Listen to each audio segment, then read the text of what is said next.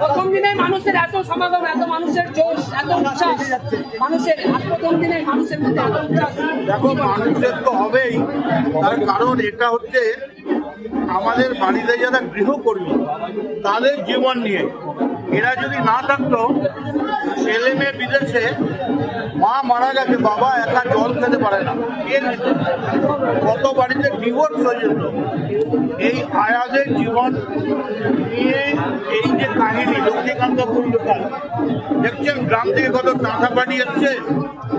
আমি সকলকে বলবো, প্রায় 75টা হলে মুক্তি পেয়েছে।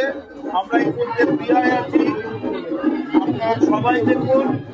এবং আমি করতাম না, একটা কারণে করেছি, এরা রোহিঙ্গা আর বাংলাদেশি বলে ছাপ মেরে মেয়েদের সব ধরে নিয়ে আসছিল রাত্রিবেলা।